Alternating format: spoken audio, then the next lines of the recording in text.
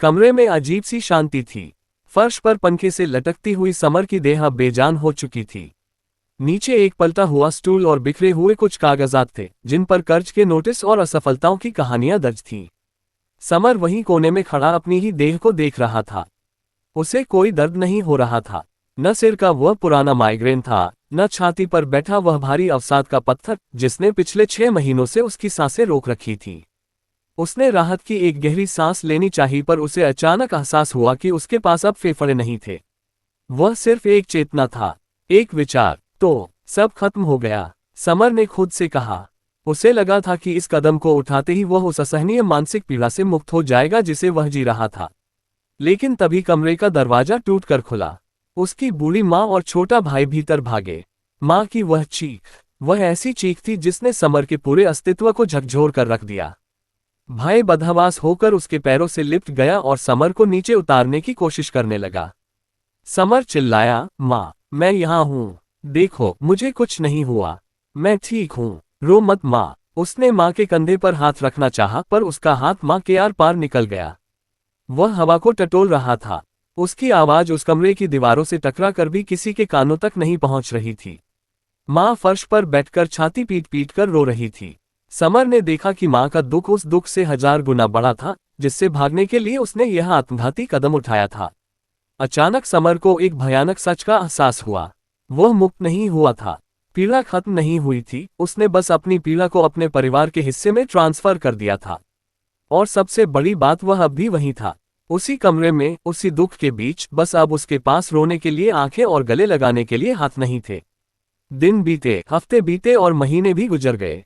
Summer के घर में सन्नाटा पसर गया था। उसने देखा कि कैसे उसके जाने के बाद उसका परिवार बिखर गया। कर्ज वाले अब भी आ रहे थे और भाई अकेले उन सब से लड़ रहा था।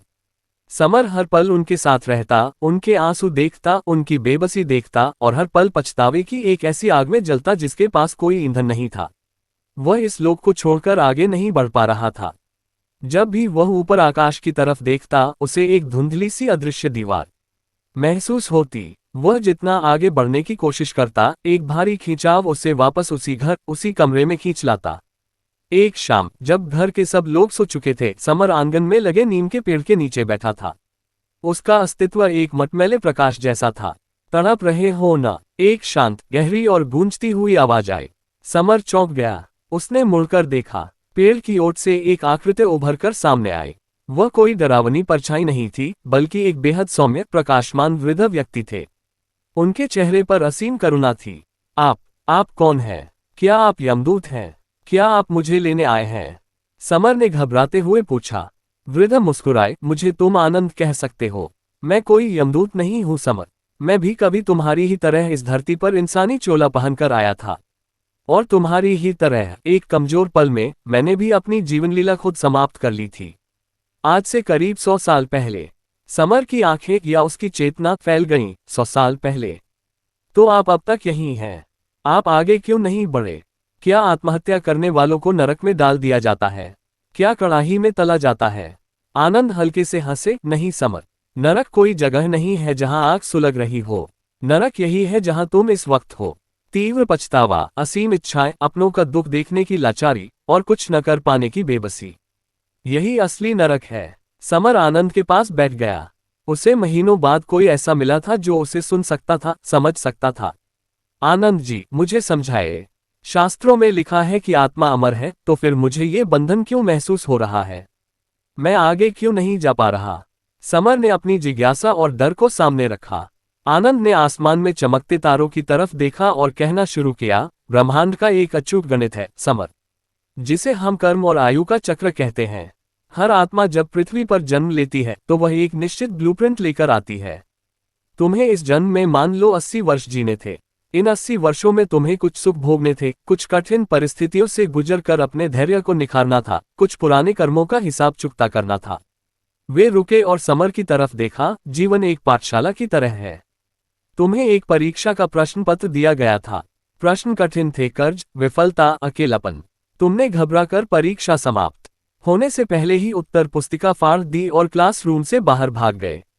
तो क्या हुआ? समर ने पूछा। हुआ ये कि तुम क्लासरूम से तो बाहर आ गए, लेकिन स्कूल के नियम के मुताबिक जब तक परीक्षा का निर्धारित समय यानी तुम्हारी प्राकृतिक आयु के 80 वर्ष पूरा नहीं हो जाता, तब तक तुम्हें अगली कक्षा यानी अगले लोक या अगले जन्म में प्रवेश नहीं मिल सकता।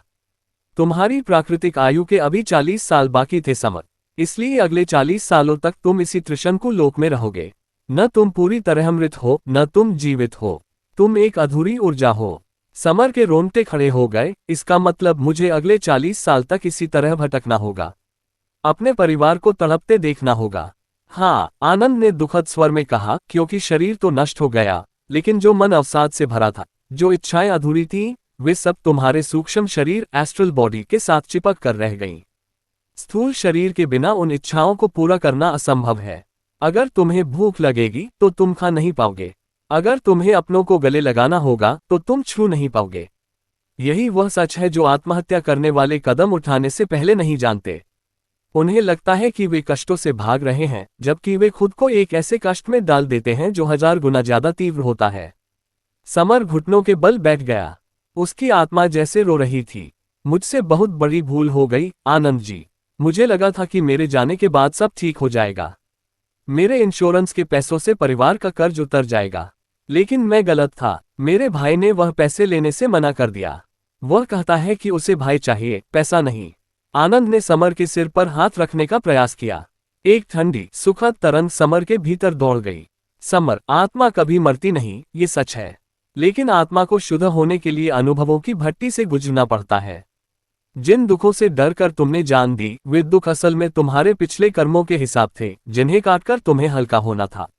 अब क्या होगा? इस जन्म का हिसाब तो अधूरा रह ही गया, साथ ही आत्महत्या का एक नया और भारी कर्म तुम्हारे खाते में जुड़ गया।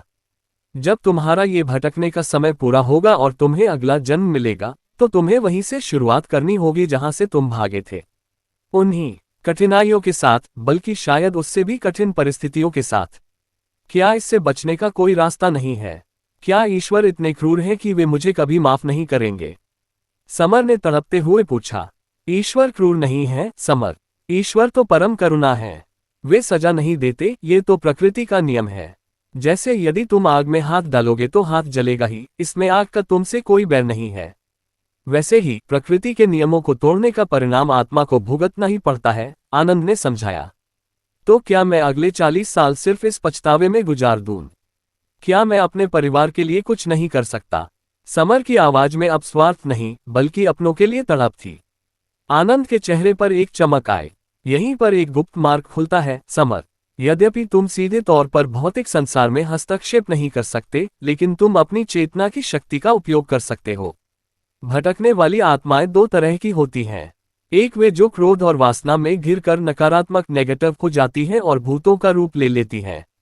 दूसरी वे जो अपने सच को स्वीकार करती हैं और पश्चाताप की अग्नि में तपकर सकारात्मक ऊर्जा में बदल जाती हैं। मुझे क्या करना होगा? समर ने उत्सुकता से पूछा। तुम्हें प्रार्थना करनी होगी, अपनी पूरी ऊर्जा को समेटकर ईश्वर से अपने कृत्य के लिए क्षमा मांगनी होगी। और सबसे महत्वपूर्ण, तुम्हें अपने परिवार के चारों ओर एक सुरक्षा कवच बनना होगा। जब तुम्हारी मां रोए तो तुम्हें अपनी सकारात्मक तरंगों से उनके मन को शांत करने का प्रयास करना होगा। जब तुम्हारा भाई उदास हो तो उसके अवचेतन मन सबकॉन्शियस माइंड में अच्छे विचार डालने होंगे ताकि वह सही फैसले ले सके। तुम्हें अदृश्य रहकर उनकी सेवा करनी होगी, आनंद ने आगे कहा, और सिर्फ अपने परिवार की ही नहीं, इस संसार में जब भी कोई व्यक्ति अवसाद के उस मोड़ पर खड़ा हो जहां कभी तुम खड़े थे, जब भी किसी के मन में आत्महत्या का विचार आए, तुम्हें अपनी ऊर्जा से उसके कानों में फुसफुसाना होगा। रुक जाओ, यह अंत नहीं है, आगे प्रकाश है। अगर तुम किसी एक भी डूबती हुई आत्मा को बचा सके तो तुम्हारा वह पाप धीरे धीरे कटने लगेगा। समर को अपने अस्तित्व का उद्देश्य मिल गया था। उसने आंखें बंद की और उस परम शक्ति का ध्यान किया जिसे वह जीवन में भूल चुका था। उसने रोते हुए अपने परिवार, अपने मित्रों और ब्रह्मांड से क्षमा मांगी। जैसे ही उसके भीतर से सच्चा पश्चाताप और सेवा का भाव जागा, उसके मटमैले प्रकाश का रंग बदलने लगा। वह अब हल्का और थोड़ा सफेद नीला दिखने लगा था। उसकी आत्मा का भारीपन कम हो रहा था। उसने देखा कि आनंद धीरे धीरे विलीन हो रहे थे। जाओ समर, अपने नए कर्तव्य को संभालो, भटकना बंद करो और एक रक्षक बनो, आनंद की आखिरी आवाज हवा में गूंज उठी। साल बीतते गए। समर अब उस घर का भूत नहीं, बल्कि उसका वास्तु या रक्षक बन चुका था। जब भी उसकी माँ उदास होती, वह उनके पास बैठ जाता और अपनी ऊर्जा से उनके भीतर एक शांति का एहसास भर देता। माँ अचानक कहती, पता नहीं क्यों आज मुझे लग रहा है कि समर आसपास ही है और कह रहा है कि सब ठीक हो जाएगा। समर यह सुनकर मुस्कुरा देता। उसने अपने भाई के मन में व्यापार के नए विचार डाले, जिससे उनका कर्ज धीरे धीरे चुक गया। घर में फिर से खुशियां लौटने लगी थीं। एक रात समर शहर के एक ऊंचे पुल के पास से गुजर रहा था। उसने देखा कि एक युवा लड़का आंखों में आंसू लिए नदी में कूदने की तैयारी कर रहा था। उसकी परिस्थितियां बिल्कुल वैसी ही थीं जैसी कभी समर की थीं। लड़के ने छलांग लगाने के लिए पैर आगे बढ़ाया। तभी समर ने अपनी पूरी आत्मिक शक्ति को बटोरा और एक तेज ठंडी हवा के झोंके के रूप में उस लड़के के भीतर समा गया। उसने लड़के के अवचेतन में अपनी पूरी कहानी, अपना पूरा पछतावा और वह सारा दर्द एक सेकंड के 1000वें हिस्से में ट्रांसफर कर दिया। लड़का अचानक ठिठक गया। उसे एक अजीब सा डर और फिर एक गहरी समझ का एहसास हुआ। उसके पैर कांपने लगे। उसने अपना पैर पीछे खींच लिया और पुल के फुटपाथ पर बैठकर फूट फूट कर रोने लगा। उसने आसमान की तरफ देखकर कहा, हे भगवान, मुझसे क्या अनर्थ होने जा रहा था। मुझे एक मौका और चाहिए। पुल के ऊपर हवा में तैरते हुए समर ने एक असीम शांति का अनुभव किया। उस दिन ऊपर की धुंधली दीवार थोड़ी और साफ हो गई थी और ऊपर से एक दिव्य प्रकाश की किरण ने समर को छुआ था।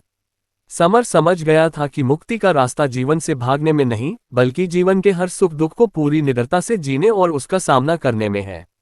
आत्महत्या आत्मा का अंत नहीं, बल्कि उसकी परीक्षाओं को और कठिन बनाने का एक दुखद मोह है, और यही आत्माओं का सबसे बड़ा सच है। अगर आपको ये कहानी अच्छा लगा हो तो लाइक और सब्सक्राइब करें और अपने दोस्तों को शेयर करते हुए एक अच्छा सा कमेंट भी अवश्य करें। धन्यवाद।